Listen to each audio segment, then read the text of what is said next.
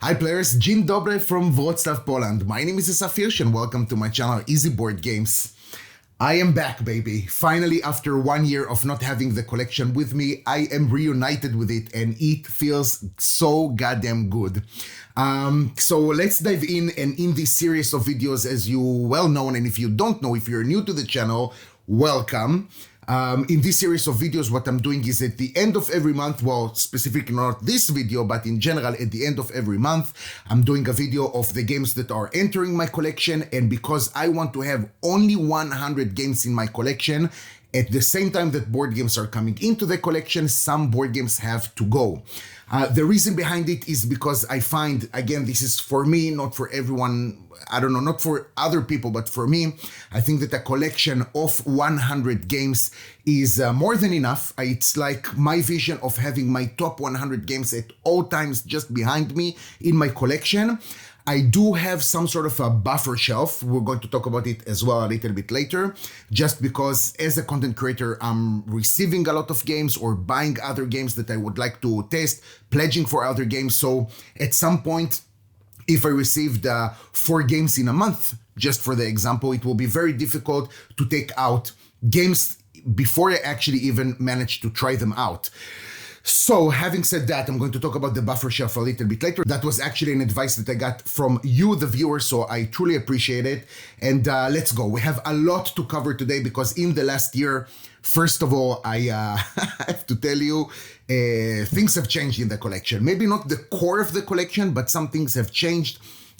Some of the cartons still didn't manage to find their way into Poland, but it will arrive, I'm guessing, in a week, 2 or 3 a month. It's not really, it's urgent or something like that. But in any case, let's start with the games that are leaving the collection.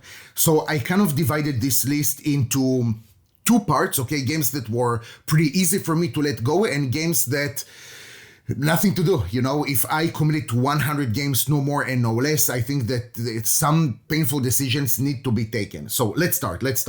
We have here Going Out. So the first game, and I'm just going to say its name, okay? It's going to be out there. I talked about this game a few times. I've mentioned it, top games that disappointed me, top games that are receiving one last chance, whatever.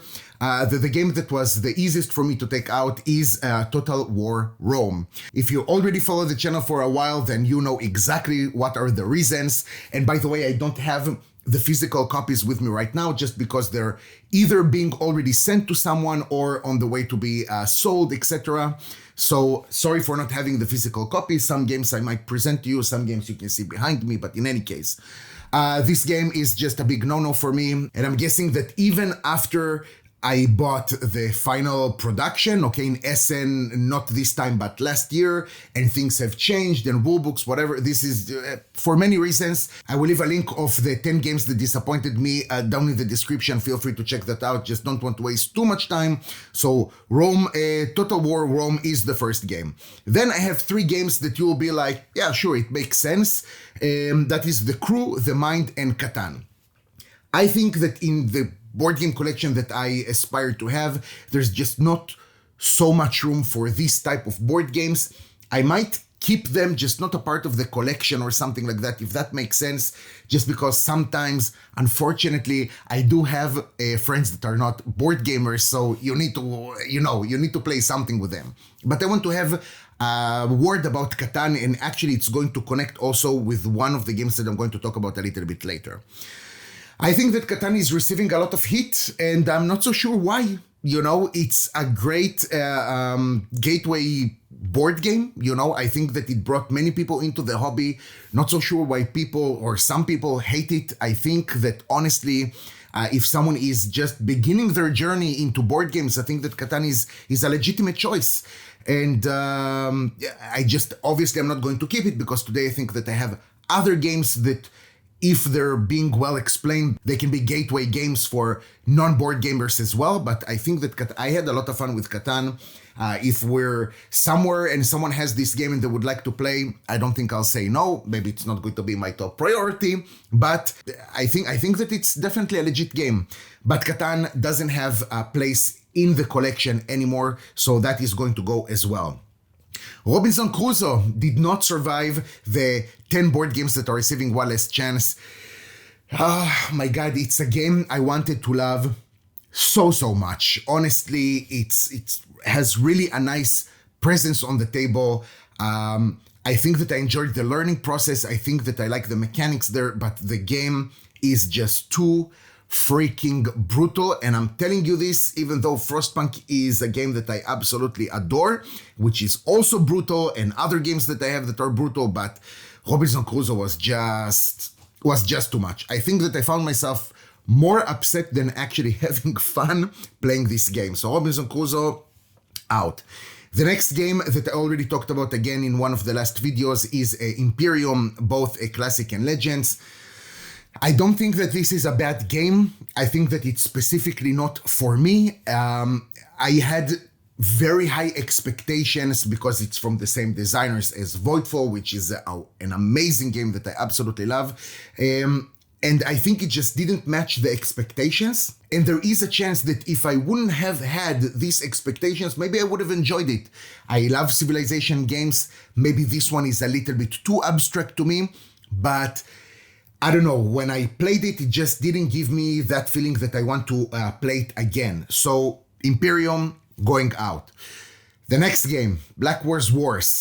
All right, we're starting to go into the little bit heavier titles out there. Black Wars received it pretty much a long time ago to cover it from Ludus Magnus. Also covered the, how does it call, like the dual version Lux Aeterna or something like that. If I'm not mistaken, I'm going to add the photo of the board game on your screen. Guys, I'll be honest with you, it's a nice game. Don't see so much the appeal in it. It was okay for me. But the thing is that I have so many other great board games just behind me that this game just did not make it and is going away from the collection. I'm not so sure what was it there that exactly I didn't like. I don't know if, it is a deck builder, which I like. Some skirmishes, obviously. You're fighting other mages, and but at the end, everything together just didn't click for me. Played it a few times. Didn't make it, going out from the collection. Already was given, actually. Okay, so those are the games that were pretty much easy for me to let go. Let's talk about the other half of the list of games that are leaving the collection that I had more difficulty to let them go. The first one is Vindication. I haven't touched this game for about 2.5 years, okay? It just never left this impression that I want to play it again. Maybe I'm wrong, maybe I'll need to have another copy later on, but for now, if I'm looking at this game and I have zero motivation to take it out and put it on the table, then what am I doing here, you guys? You know what I mean? It's just there for the beauty of it. People are like, oh, you have Vindication. I'm like, yeah. But it stays over there and doesn't come to the table. Usually, I don't like taking out games from the collection when either I haven't played them, you know, sometimes you have this game that you bought a while ago and it just stays somewhere there on your shelf and you're like, yeah, I'll get to it one day, and then 1 year passes, 2 years passes, and you're like, I'm not taking this game out, so maybe I should just sell it. I don't like doing that. Luckily, I played Vindication, maybe not enough times, okay? Maybe it is a possibility, but just from the once or twice that I played it, it never left the impression that I want to play it again. So I'm like, okay, this game has to go. Moving on to War of the Ring, the card game. Also a game that I covered in the list of top games that disappointed me. I think that if it had maybe a different name, maybe I would have clicked with it a little bit better. But just the fact that they branded it as War of the Ring, the card game, and obviously you cannot expect a card game to be like the board game, but at the same time, if you cannot expect it and you know it's not going to be the same, then what are we doing here? Why calling it at the same name, you know? Because I feel that it does raise some sort of expectation that at the end just doesn't come true. I don't think it's a bad game. I think it's a cool game of like team versus team, 1 versus 1 or whatever.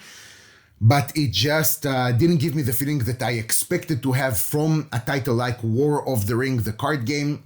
And at the end, I just didn't feel like this is a game that should stay in my collection.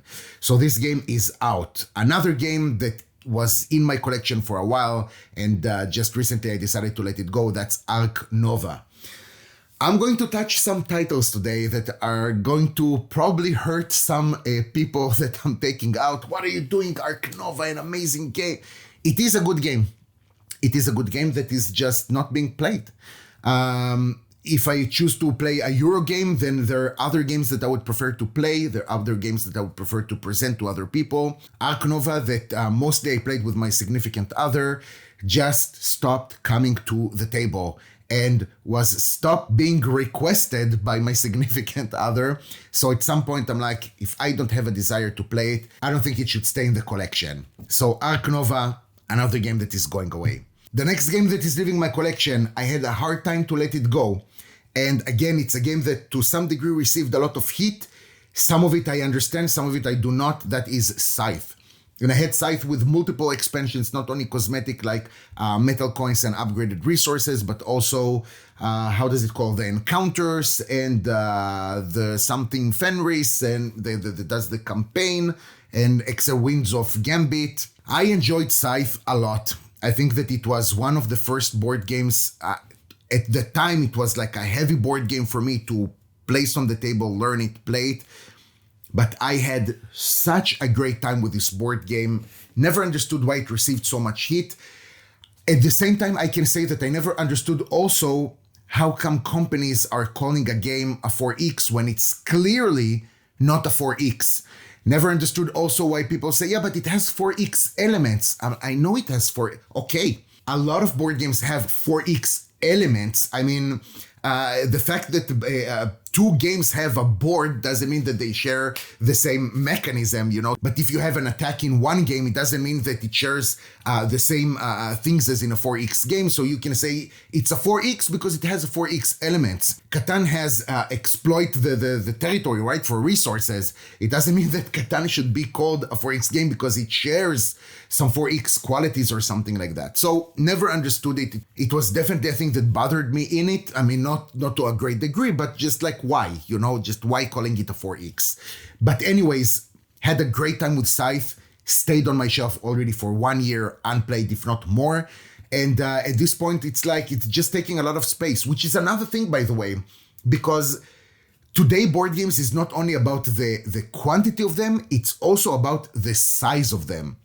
And at the time, when I received StarCraft, for example, I thought to myself, wow, this is a huge box. Where am I going to put it? And with the time progress, now that I'm receiving some games, I'm like, wow, couldn't have done something a bit smaller, like one of these coffin FFG style board games or something like that. So it definitely has a factor. Scythe with the expansion took a lot of shelf space. I still think that if someone is at the beginning of their journey or they just enjoy this type of games, Scythe is great. I really like it, just it does not get played anymore, takes a lot of space, so on the way out. Moving on, City of the Great Machine. A really good hidden movement, one versus many board game with cool steampunk art. I think that the story, the lore, how the game is built of like a big brother that is controlling the city and you have like these people who want to rebel is great, but it does not come to the table because I think that in general, first of all, I'm not a huge fan of hidden movement. I have one or two games, probably only one that I'm being left with, and that is Terroscape that is right behind me.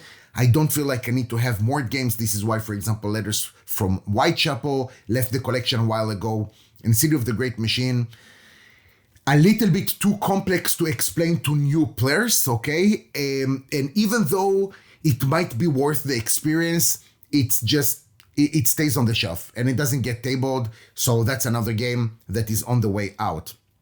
Moving on to another game. And that is a game that I'm going to do a free giveaway as I promised in the last video that I did sort of something like that. It was when I still lived in France.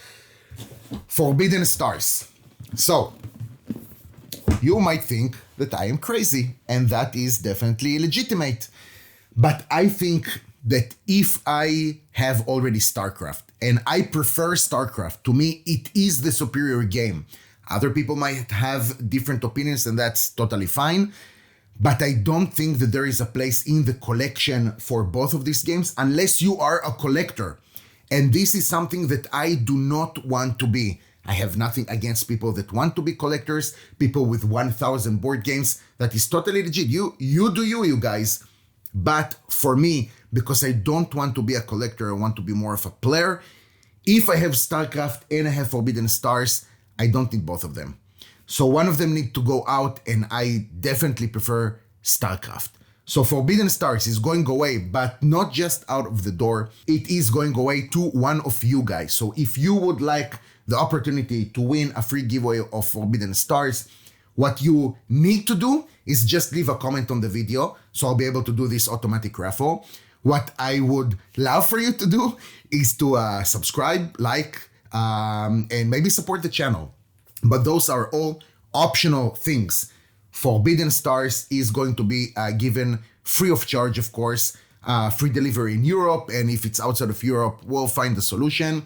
But leave a comment if you would like the opportunity of winning Forbidden Stars. Moving on to the next game, and that is Twilight Struggle. Another great title, right? I think that this is an awesome game of 1 versus 1. I played it a bunch of times. I always enjoy it. I like that it's not a short game. It can be a short game, right? It can be a short game, but I like that it's not a short game like other titles that maybe try to do what Twilight Struggle does. Don't have problem with how much time it takes to play. I just don't feel the game anymore. I don't have this will of playing it. I'm not so sure why. I still think that this is a good game. But again, because I'm not a collector, I want to be more of a player. Then a game that does not get played just does not have a place in my collection. I do have another game that is Imperial Struggle. So that's another GMT game that hopefully, maybe theme-wise, maybe mechanism-wise, is going to be more appealing for me. And just for you to understand how much I liked Twilight Struggle and how much I invested in it, I even bought a playmat for it. So it was like a custom-made playmat in Etsy.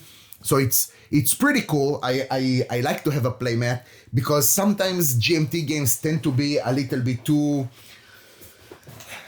not great table presence, you know? I don't think they look good. Even for Space Empires 4X, I got a few upgrades that I'm going to present in another video, but that is going to be very cool. I think you'll be excited about it as well. Anyways, Twilight Struggle out of the way, nothing to do, you guys. And I think that now I'm going to go over to the last two games that I had the hardest time of letting go, starting with Dune War for Arrakis. I talked about it in, again, a few videos that I did back in the day. A great game, the younger brother of War of the Ring, much more streamlined, plays quicker, maybe half of the time, depends again on how do you play. But I do think that War of the Ring is the superior game. Again, Dune War for Arrakis is a great game, have no mistake. I do not think that there is a place for both of these games in my collection. I think that if I need to choose which game to play, I would choose War of the Ring any day of the week. And if that is the case, I don't want to keep a game just for someone to come into my place and they're like, oh, Dune War for Arrakis, let's play that one. I'm like, all right, if you bring your copy, great. But I don't want to keep a game just for the opportunity that someone else would like to play it. That's my collection. There are enough games over here. The last game that probably I had the hardest time of letting go because I don't have anything to back it, that is March of the Ants, the first edition. I do not have the second edition. I didn't back it because I thought I'm going to keep my first edition. I did do a how to play for the Evolved edition, like the second one. I don't have a copy of it. I do think that March of the Ants is an amazing lightweight 4X game.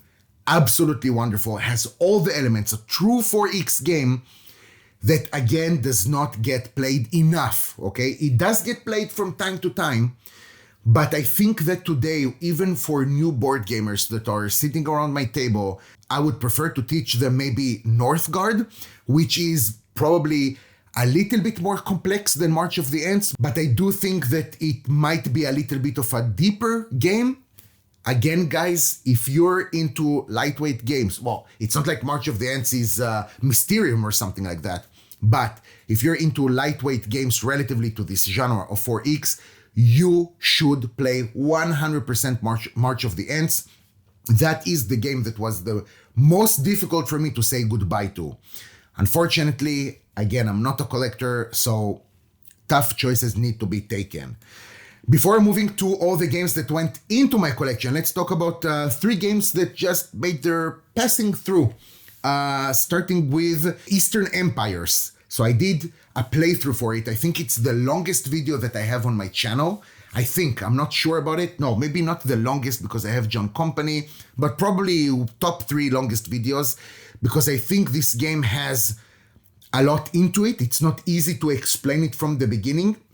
It's not super complex. There are not a ton of moving parts. There are, physically, yes, because you're playing with a ridiculous amount of tokens, but it's only these tokens and some cards. I think that in my quest of looking for a very good civilization game, and by the way, if you have some advice to me and you don't see it in the list of board games that I have that I'm going to attach down below in the description, please give me some advice. I'm really looking for my next great civilization game. It was just not Eastern Empires. And of course, you have the possibility to join to it the Western Empires and play 18 players. Not so sure who wants to do that, but I did see some photos on some Facebook groups of people that just did a weekend of mega empires. They had a great time, which I'm very happy for them. For me, the game was a little bit physically too flat, wasn't too much for it. I think it was too abstract for what I'm looking for, and it just went through. Another game, also a little bit weird. I received it. I didn't officially make it come into the collection, but it's already on the way out, and that is Unconscious Mind.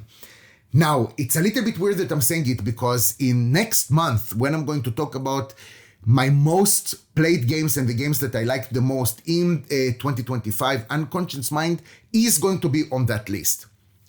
But at the same time, after playing it really a lot in the passing year, I feel like I'm done with it. I don't have a feeling of playing it again. I don't have this wish to play it again. I feel like it could have been much better if it would have been designed a little bit differently. I'm not a designer. I don't know what the designer thought when he took this decision, and those are definitely their choices, of course. But I do think that they could have made things more connect between the different components in order to make it not only more thematic, but actually mechanism-wise to make it a bit more logic. I feel that I'm kind of like saturated with this game. I played it, honestly, I played it a lot.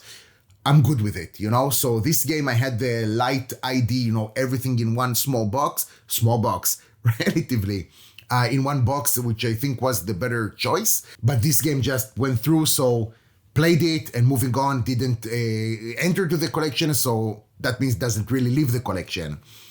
Another game is SETI.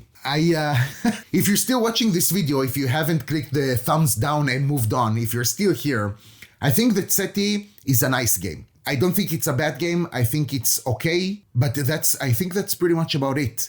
It's another Euro game. I don't think that it's too heavy. I think it tends to have a lot of analysis paralysis. So this game that I covered for CGE is just moving on without entering really my collection. Again, it's not a game that I'm going to say no to, but at the same time, I'm like, okay, it's just another game. Maybe the expansion changes everything. Maybe the expansion makes it a great board game. I have no idea. I do not have the expansion. So for now, it will have to stay like this. And it actually shares a little bit of the problematic that I'm going to present you in the next game, and that is Luthier. This is another good game. Okay, I can't say that I like it 100%. There is some stuff that I didn't like there. It's a nice game, but it stays pretty much in the nice game area. I do think that the game tends to be longer than what it should be. I do have some problem with the fact that because this is like a hidden bidding game, that this is going to determine how the actions are going to be taken, it's enough for one player to take their action before you, and your whole strategy of the turn can be destroyed because you needed to do something in order to do something else, and then in one time, everything just collapses. Unlike Tricarion, that also has like a little bit of the same mechanism. It's not bidding, but it is a hidden worker placement game, okay? So this hidden bidding in Luthier, there are also your workers, and in Tricarian you have the same, but in Tricarian, you can anticipate some things in advance, and that means that you can adapt better to the situation. And I feel that in Luthier, once someone, if you built like your whole turn on something because you absolutely needed it to happen, okay? You needed, for example, money to do some other stuff. If someone took the turn in that specific place before you, your turn is over and it's going to be very difficult to come back from it. So Luthier is another game that just did a passage through my collection and moved on. And let's talk about the board games that are entering the collection. If you're still there, I appreciate it. Thank you so much for still watching this video. I told you in advance, we have a lot to cover. So the first one that took me by surprise, absolutely, is Roth. An area majority. I understood recently that I cannot call it an area control because you can have more than one faction in a specific location. So it is an area majority, not an area control. Fine. Roth is a light medium board game that has a lot of depth into it. It plays in a short time. On paper, I should not have liked this game on paper, but I found myself played time and time again. Explaining the rules took me 10 minutes. I at best, okay, at like maximum, sorry, not at best, maximum 10 minutes. And then after that, you have 30 minutes, 40 minutes, 1 hour of game, and that is quick for an area majority at this scale. All the factions are completely asymmetrical, completely, but the goal stays the same. And that's the same problem that I had with Root a while ago. And this is why Root didn't stay in my collection. A great game, just a nightmare to teach and a nightmare to learn, in my opinion. So this is why Root didn't stay in my collection. I'm not comparing both of them directly. These are two different type of board games. But Roth is so quickly being taught and learned and so quickly being played that is just absolutely a pleasure. You can definitely have in the same sitting 2 or 3 games, one after, like back to back, and it's absolutely great. Next one is Grim Coven that you can see right over here that I recently received it. Had an amazing experience with it so far, played it a bunch of times. Also, next Thursday, I also have another play session with 3 players. I'm just looking forward to it. It's the first time that I'm playing a boss battler. I do have other games, like other boss battlers in my buffer shelf. We'll get to that. Those are Mythic Battles Ragnarok, and also maybe the holy grail of both battlers, maybe, I don't know. And that is Kingdom Death Monster and its expansion, Gambler's Chest. The next one, and I do have here some games that are entering the collection that I haven't played yet. That is the idea behind having 100 board games. It's the fact that even if I have the opportunity, if I received a game, and even if I didn't play it, I wanted to at least officially enter the collection because it's going to force me to take out another game. Obviously, it's going to be a little bit more difficult for me because I'm cycling a lot and I have here a buffer shelf of about 15 games. I want to reduce that to maybe 5 or 10 games maximum.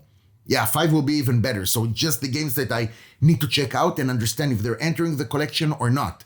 But I do have in my collection games that I haven't played yet, but I have a strong feeling that I will enjoy them. So for me, a game that is entering the collection is going to force me to take out another game.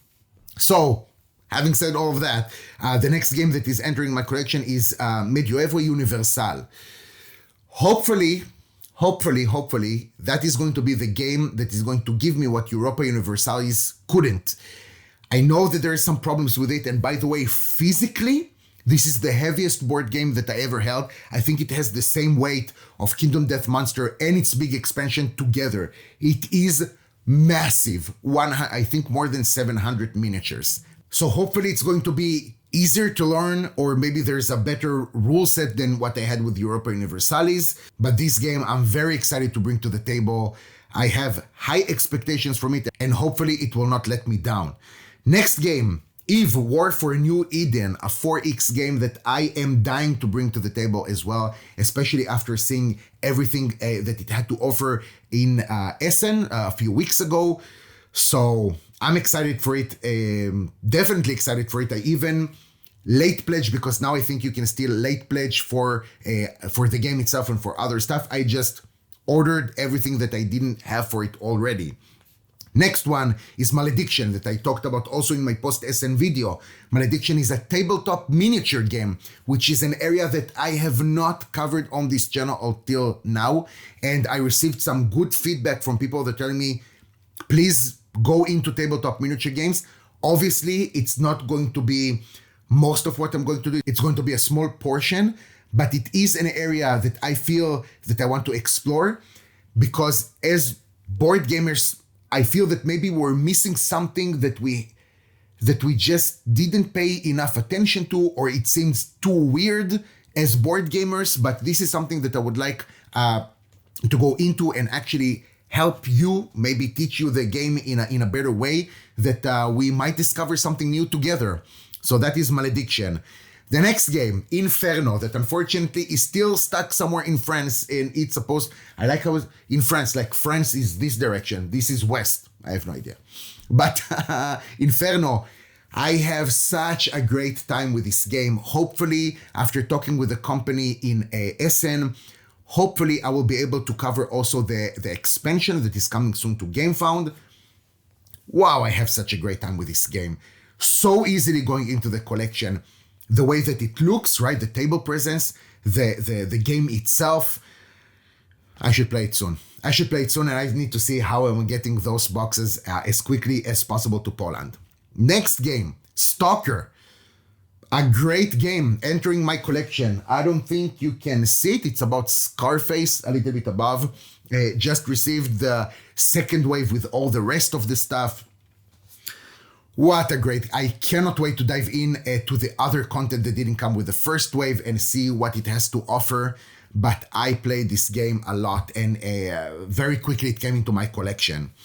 Next game, Apex Legends. It is above me. You cannot see it because I think you can see Grim Coven, yes, and then on top of it I have Apex Legends, the all-in pledge, which is a huge box. And on top of that I have StarCraft, Rune Wars, Quest of Middle Earth, Tsukuyomi, Voidfall. Anyways, like all the big boxes are up there.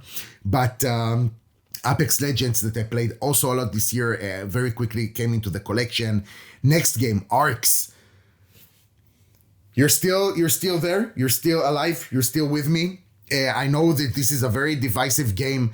Some of you like it. Some of you love it. Some of you hate it.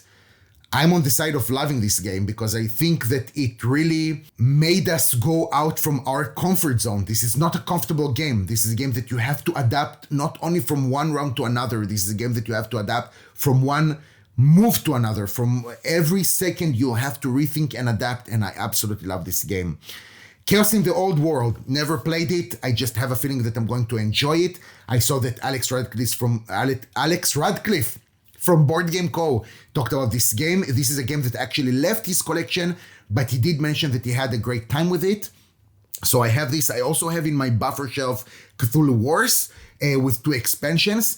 If I understood correctly, please correct me if I'm wrong, those are going to sit on pretty much the same square, on the same spot. So probably I will need to choose which one of them I like. Let me know in the comments which one do you prefer, which one I should hit first. Next, Dark Blood, just received it from Meeplepug. I mean, just received the pledge that I bought. Hopefully, I will be able to cover Mesopotamia and even Byzantium. Cross fingers for me. I'll contact them, see if they want to send me a copy. Next game, Gilded Realms. This is a smaller project that was funded on GameFound, and also I think recently got funded the expansion as well. I have only the base game. It is a game that I think I'm going to like, so hopefully it is somewhere here, I think, but I'm going to take care of that as well. Nemesis Retaliation. I don't know if you can see, yeah, both of these Nemesis. I have the first one, I have Retaliation. I had a great time with Retaliation, played it a bunch of times. For me, it was great. If I understood correctly, again, feel free to correct me if I'm wrong, but I think that the first one and Retaliation are the most different. So when I did my research of which one I should get, Nemesis, the OG, or a Lockdown, people told me it's pretty much the same. It's not quite different. There's small stuff. So I choose the original, the first one, just because I think it's more like Alien-wise, you know, that more resembles Alien, the movie. Maybe Lockdown is the better game. I have no idea. Probably, unless I'm going to play it somewhere else, I will not know, because I don't think I'm going to get it as well. But I don't know if Retaliations and Nemesis make sense to keep them together. If I understood correctly, yes, because in Retaliation, you're there to kick some ass, and in the original game, you are not. So we'll see if it makes sense to keep both of them in my collection. Quartermaster General. It's another game from Ares Games that is in my collection at the moment. Sven from Ares Games, the guy that is working in the Ares Games stand-in spiel. You are not watching it, but for the off chance that maybe you are, thank you for this game. It will get covered on the channel. And for now, it is in my collection. We'll see when I'm going to make that happen. Next game, The Battle of Five Armies, also from Ares Games. This is a game that I absolutely feel that I'm going to like. It resembles a lot War of the Ring, but more on a tactical way. Never played it. I do have a good feeling that I'm going to enjoy it. It's somewhere there on top of the shelves. If it makes sense to keep both this one and War of the Ring, I think, if I understood correctly, I think that it does. But if I see that there is no way to keep both of them together, then one of them is going to go away. Spoiler alert, it's probably going to be the Battle of the Five Armies. Next one, Pirates of the Underdark. So happy that finally I received, let me correct that. So happy that finally I got a copy of this game. I played it a lot of times and I looked for a copy of it for a long time. So I'm so happy and excited to finally have it in my collection, because if you buy the first edition, then you don't have the expansion, but you have the minis. But if you buy the second expansion, you don't have the minis, you have like these tokens. So what I did is just get the second edition and ordered some minis from Etsy. And also I got a playmat for this game, because as you know, in this house, if you like it, put a playmat on it. So why not? Next, Molly House, by the one and only Cole Whirl. I played a bunch of his games, from Pax Pamir 2nd edition, John Company 2nd edition, Root, that maybe didn't stay in my collection, but I definitely understand it and appreciate that this is a good game. What else? Arcs, of course, that we just talked about. So I just have a good feeling that I'm going to enjoy Molly House as well. Never played it. I got it in UKGE last year. So this is a game that I'm definitely going to play. And the last game that is entering my collection is Burning Banners. Never played it, but it definitely seems like a game that I'm going to enjoy. I have it, I don't know if you can see it, but it's right over here. But this is a game that I also really want to check out. On the buffer shelf, and really quickly, because I don't want to take too much of your time, I have Hate, Cthulhu Wars, Galactic Area, World of Warcraft with the first expansion, because for the second expansion I need to sell one of my kidneys. Inish Big Box that I just received as one of my pledges. I picked it up in Essen. As I said before, Mythic Battles Ragnarok. Cyclades Legendary Edition, Fallout Factions, another tabletop miniature game that I should go into. Perseverance, episodes 1 to 4 that I'm 100% going to cover relatively in the near future for Mind Clash Games. Red Alert, the defense of Procyon, that was... This is supposed to be an interesting one. We'll talk about it in another video. And I have also Crown of Ash, and again, as I said, Kingdom Death Monster and the expansion. From the buffer shelf, you guys, and also I see that just here, then I forgot to mention it, I have Rise of the Wastelands and also Rivals. From this buffer shelf, you guys, what do you think that I should bring into the table first, or for my collection? Let me know. Let's interact. Let's do that. All of that, you guys, are all the games that are leaving my collection and entering my collection on my way of building the perfect board game collection of 100 games, no more and no less. Finishing with that, don't forget again about the free giveaway of Forbidden Stars. Let's talk about a little bit what is going to happen in the channel soon. On my table right now, I have a game that is called Ardever, the game of resources. It's already set up. I just need to learn it and do a how to play for this game. So that is the next project that I'm going to have. Probably you're going to see it next week. And before I forget, of course, I have another section in this video that is called I'll Be Backing. And that is me basically telling you what game I've backed this month. I'm trying to keep it to 1 game per month, which is already a lot. Backing 12 games per year is a lot. But I think that I'm, again, cycling relatively quicker than maybe the average board gamer, so it does make sense to me. But this game that I covered already in 2 videos, and I'm sure I'm going to cover it in more, is Vampire Lords. I'm going to leave a link in the description so you can check out the project. I enjoyed this game a lot. I managed not only to learn it and play it by myself, but also with 2 other friends. So I played it 2 times at 3 players. Wow, this game is great. In my opinion, it's going to be the surprise of 2026, and it's definitely a game that I recommend for you to check out. And I think, you guys, that with that, I'm going to let you go for now, and I'm going to dive in back to my... So happy I have my gaming table back and my collection next to me. It makes things a lot easier. Feel free to leave me a comment. Don't forget about the free giveaway of Forbidden Stars. So leave a comment if you want to win that. And thank you very much for watching. I truly appreciate it. Take care, and I'll see you next time.